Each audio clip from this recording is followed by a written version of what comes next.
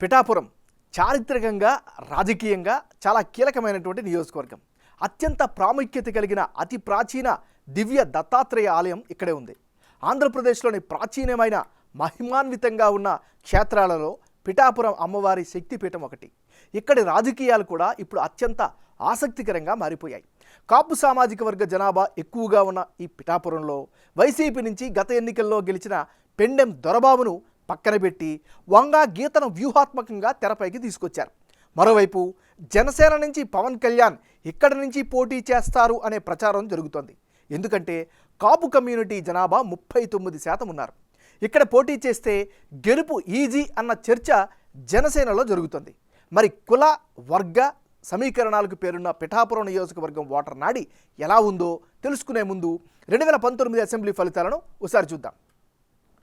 2019 ఎన్నికల్లో వైసీపీ నుంచి పోటీ చేసిన పెండెం దొరబాబు 45% ఓట్లు సాధించి గెలిచారు. అలాగే తెలుగుదేశం పార్టీ అభ్యర్థిగా పోటీ చేసిన వర్మ 37% ఓట్లు రాబట్టగలిగారు. అలాగే జనసేన అభ్యర్థి మాకినీడి శేషుకుమారి 15% ఓట్లు సాధించారు. ఇతరులకు 3% ఓట్లు పోలయ్యాయి. టీడీపీ జనసేన వేర్వేరుగా పోటీ చేయడం గత ఎన్నికల్లో వైసీపీకి కలిసొచ్చింది. పైగా జగన్ వేవ్ ఉండడంతో దొరబాబు ఈజీగా గెలిచారు. గత ఎన్నికల్లో ఆ రెండు పార్టీలు కలిసి పోటీ చేసుంటే టీడీపీ జనసేన కూటమిదే విజయం ఖాయమయ్యేది. మరి ఈసారి ఎన్నికల్లో పిఠాపురం సెగ్మెంట్లో రాజకీయం ఎలా ఉండబోతోందో big TV exclusive detailed election సర్వేలో వెల్లడైన అభిప్రాయాలను ఇప్పుడు పరిశీలిద్దాం. వైఎస్ఆర్ కాంగ్రెస్ పార్టీకి చెందినటువంటి నాయకురాలు వంగా గీత. మరి వంగా గీతకు రానున్న ఎన్నికల్లో కలిసి వచ్చేటటువంటి అంశాలేమిటి పరిశీలిస్తే, ఈమె సీనియర్ మోస్ట్ పొలిటీషియన్గా ఈమె పట్ల అయితే మంచి పేరైతే కనిపిస్తోంది. ఇక జనం పరంగా చూస్తే జనంలో మంచి ఇమేజ్ కూడా ఈమె కలిగి ఉన్నారు. పీఆర్పీ నుంచి పిఠాపురం ఎమ్మెల్యేగా గెలిచారు. ఆ అనుభవం ఖచ్చితంగా కలిసి వచ్చే అంశం. ఇక పిఠాపురంలో యాక్టివ్గా ప్రచారాలు నిర్వహిస్తున్నారు. ఇవన్నీ కూడా వంగా గీతకి సంబంధించినటువంటి పాజిటివ్ ఫ్యాక్టర్స్. మరి వంగా గీతకి మైనస్ అయ్యే అంశాలు ఏమిటి పరిశీలిస్తే, పిఠాపురం నియోజకవర్గంలో సరైనటువంటి రోడ్లు లేక సమస్యలు అయితే వస్తున్నాయి. ఇది ప్రధానమైన మైనస్. ఇక ప్రభుత్వ ఆసుపత్రుల్లో సరైన వసతులు కానీ డాక్టర్లు కానీ లేరు. ఇక డ్రైనేజీ సిస్టమ్ సరిగ్గా లేకపోవడంతో సామాన్యులు చాలా అవస్థలు పడుతున్నారు.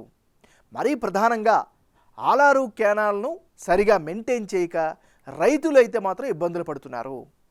మరోవైపు వెల్ఫేర్ హాస్టల్స్లో సరైనటువంటి వసతులు లేకపోవడం కూడా మరో మైనస్గా చెప్పుకోవచ్చు. జనసేన నుంచి పవన్ గనక పోటీ చేస్తే గీతకు చెక్కు పడ్డట్లే అనే అభిప్రాయం కూడా వ్యక్తమవుతుంది. ఇది ఈమెకి సంబంధించినటువంటి ప్లస్లు మైనస్లు. తెలుగుదేశం పార్టీకి చెందినటువంటి నాయకుడు ఎస్విఎస్ఎన్ వర్మ. మరి వర్మకు రానున్న ఎన్నికల్లో అనుకూలమైన అంశాలు ఏమిటి?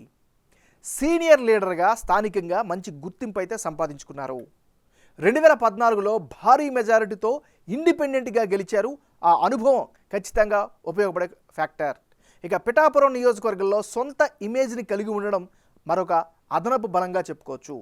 గత ఎన్నికల్లో ఓడిపోయారు అనేటటువంటి సానుభూతి కూడా ఈసారి కలిసి వచ్చేలాగా రిపోర్ట్లో కనిపిస్తోంది. ఇది దీనికి సంబంధించినటువంటి గ్రౌండ్ డీటెయిల్స్.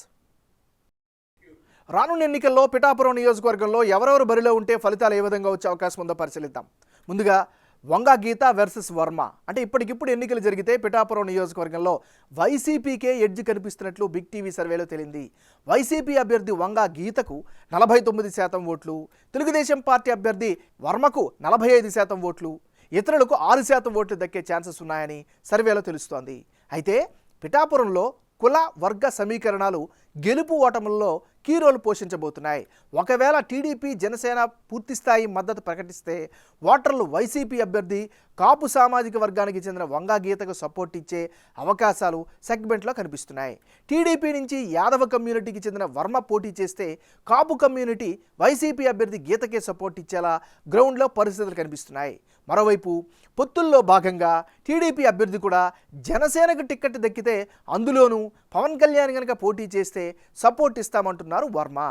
వేరొకరు టిక్కెట్ దక్కితే సపోర్ట్ ఇచ్చే పరిస్థితి లేదు. దీంతో పిఠాపురంలో పొలిటికల్ హీట్ టీడీపీ జనసేన మధ్య కనిపిస్తోంది. ఈ రెండు పార్టీల అవగాహనతో వెళ్ళి ఒకరికొకరు సపోర్ట్ ఇచ్చుకుంటేనే గెలుపు అవకాశాలకు దగ్గరగా వస్తారని సర్వేలో తేలింది.